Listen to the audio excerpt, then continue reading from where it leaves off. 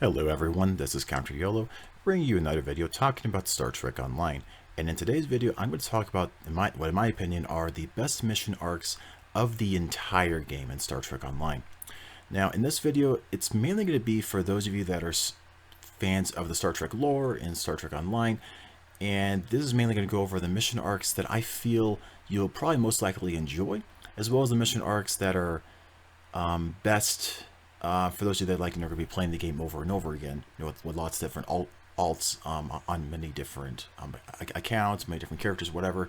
The arcs that I feel are most enjoyable, to replay over and over.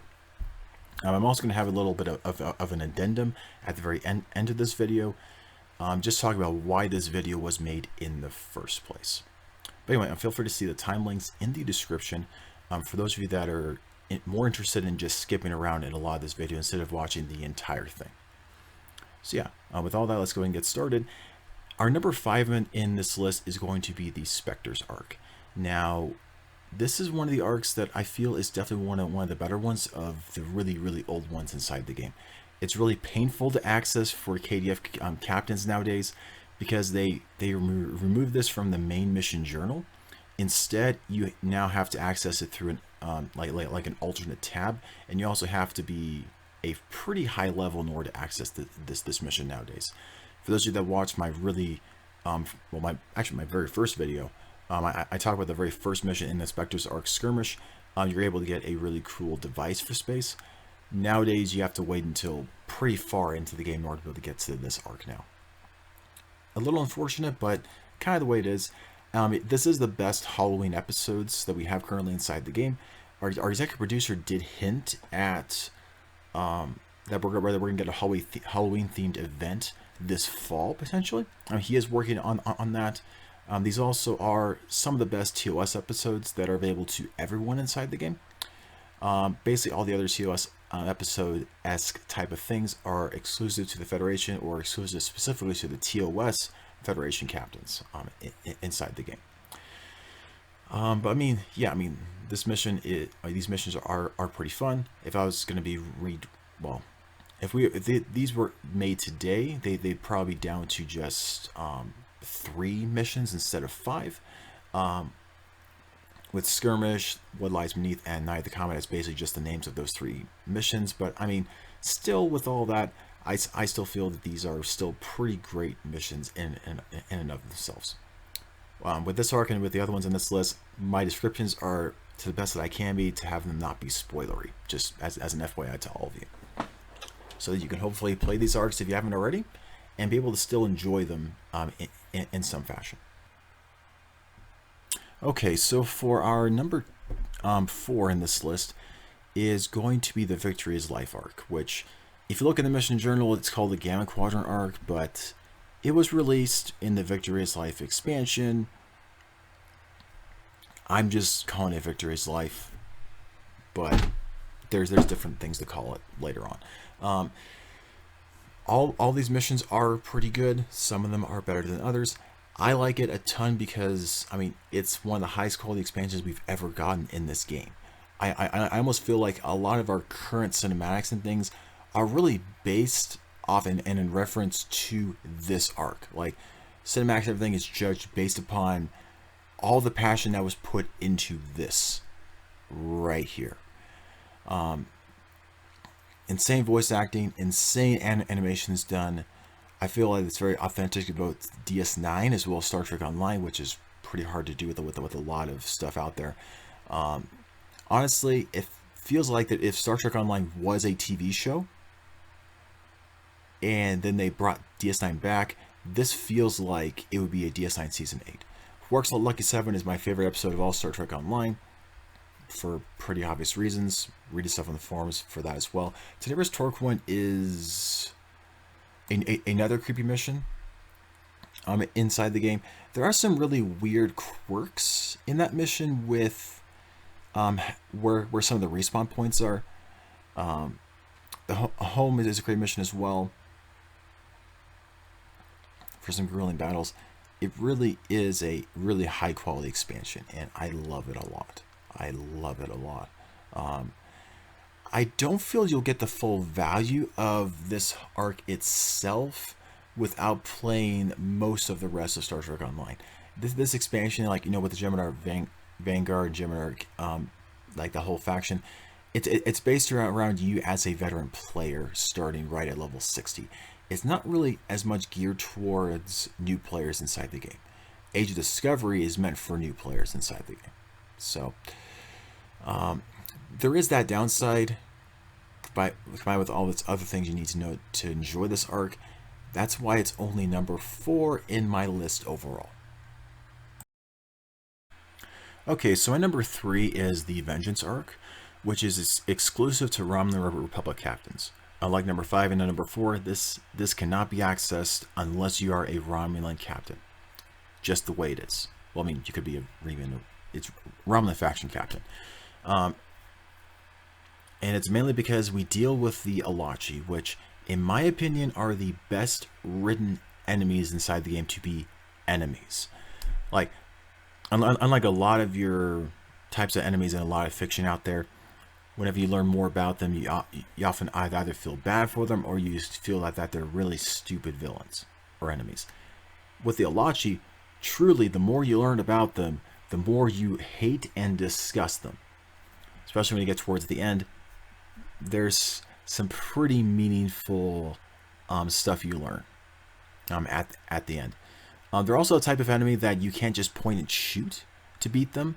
If you try to do that, they can easily kill you. If you start to look at how they interact, you start to learn how you can easily beat them. So, I mean, Devil's Choice is still a great ground battle, the very last battle of it. The best defense is the hardest shuttle mission inside the game. Fantastic stuff there. Turnabout, Last Stand, great missions as well. Abducted has some interesting quandaries as well to deal with in there too.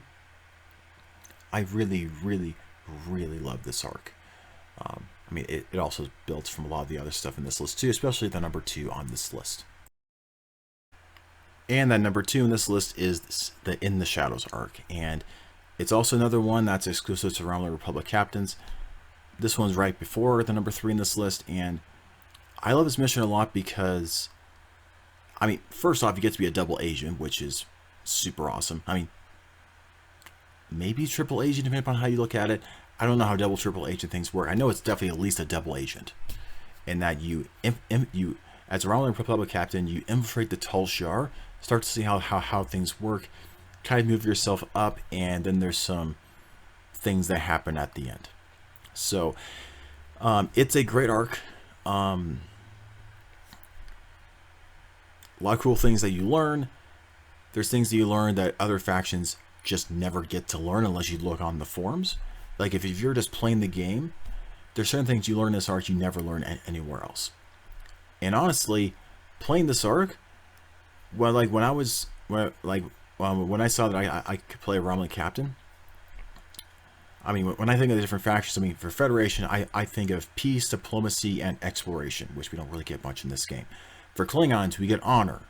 Like, they're all about honor, or, you know, they're more tongue-in-cheek manner that they were in TOS, which, I mean, we do get some of that as well in this game.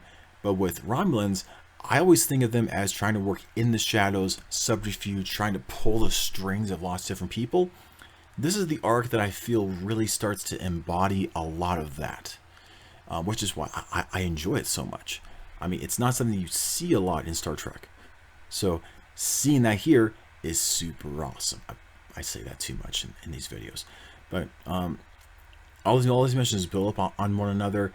There's some moral ambiguity that you do because you're working for the enemy. And so you obviously just have to do what the enemy wants you to do, but you still try to push your moral good side a little bit as well throughout this too. This arc is awesome. I'm not showing any clips at all of this either because almost anything would probably spoil some of the endings of it. You can obviously just look on the forums and see the stuff in this too. I mean, this has been out for a while, but this is definitely super high up in my favorite arcs inside the game. And I'll get more to this a little bit more at the end of the video as well. So our honorable mention is going to be going to the Kuvah'Magh Arc. This is only an honorable mention just because This is not currently available inside the game. This is the arc that I would say is the best one for Federation captains. It's currently being remastered because some of the cinematics were very lackluster, but the arc was super great. It wasn't technically its own arc, it was part of the Klingon War arc, but these 3 missions that involve Miral Paris, known as the Kuvah'Magh to some Klingons, as we even learn in the Delta Quadrant, like a Delta Quadrant episode. But I mean, we deal with some tongue-in-cheek stuff about, you know, Bavat, who's our villain for this arc, and the problem, the big complexity is dealing with if you talk to yourself a ton throughout time and you're not checked. In my opinion, if I was going to add this later on inside the game and add this back, I would add this back with a Delta Recruit and Temple Recruit event again, just because you also deal with those type of moral quandaries with those things as well. Because it's not currently playable, there isn't a numerical rank in this list. Otherwise, this would be either number 2 or number 3. It's still debatable in my mind as to whether this is better than the In the Shadows arc. Oh, it really just depends upon the day, if you ask me, as to whether which one I would rank higher. They're definitely both basically on par though. Basically, for a game that's not about exploration, as a Federation captain, I want a lot of arcs like this one of all of them inside of the game. I think that's part of the reason why they're remastering, is because they want the new players that they're getting through the Discovery TV show and the game, which apparently are bringing a lot of money into the game too, to be able to experience a cool arc that is really on par with a lot of the other cool cinematics that they've been getting previously in those expansions. So yeah, that's why this is the honorable mention in this list. Is a super awesome arc. Whenever they add it back into the game, it'd be really cool for Justice Plays, now known as Just Trek, to review it and give his opinions on how he likes the new cinematics there. Now, for those of you that haven't noticed yet, there's one faction which I haven't talked about yet, and it's because, in my opinion, they are the faction that, in my opinion, has the best arc in the entire game, which is the Fek'Ihri Return Arc. And I mean, for a faction that's all about, really about combat, about honor, they're the ones that, in my opinion, embody it the best. Now, when I was leveling as a free-to-play Klingon player, I forgot how to fight the Fek'Ihri, so I actually die in this clip right here. Yes, I forget how to play against certain enemies sometimes. Sorry, it's just I don't remember everything all of the time in this game. But in my opinion, the Fek'Ihri are probably some of the coolest enemies in the game. Basically, an ancient enemy that Kahless fought back in the day, you know, thousands of years ago. And now they've returned, and now a lot of the Klingon Empire is terrified. You're one of the first captains to have actually be able to find them and survive through the encounter, and you go back and defend Kronos. And then you are tasked with trying to figure out why they're back, how to actually beat them, find Emperor Kahless so that you can defeat them, and then go to the Klingon afterlife so that they stop attacking the Klingon Empire. And that's basically the arc, and it's simple, but wow, it's really fun. I'm not going to show the clips of the afterlife here just because I feel that's way too spoilery. But it's definitely cool, and just for that alone, the Klingons are worth it to at least play through the Fek'Ihri arc. The Fek'Ihri arc is actually really easily accessible really early on inside the game too. However, I mean, the Fek'Ihri arc is one of the hardest arcs in the game. I mean, like, you saw that because I forgot how to fight an enemy, I actually died. And the same thing in the afterlife. There are a couple of bosses there which, if you don't understand why they're hurting you, you might not actually be able to defeat them. And so for an arc, I mean, for Klingons about honor, proving your honor in the afterlife, I feel that it's that it makes sense for it to be hard even early on inside the game, and especially for a ground map. The Klingon Afterlife mission, the Gates of Breathwar, in my opinion, for ground maps, is the hardest pre-30 ground mission inside the game. Just because, like, before you're level 30, your bridge officers don't have all of their bridge officer abilities, which means the ground combat is a little bit harder. It's harder to keep them up. It's harder to, you know, have stuff, even from random stuff in the game at times, to make sure that, you know, that you're doing the damage that you need to. Yeah, because of that, it's a super cool arc. Hopefully, when I talk about the lore videos this month, I'm going to go into I won't go as much depth into it, but later on I will, as to why this arc is so important to the entire galaxy.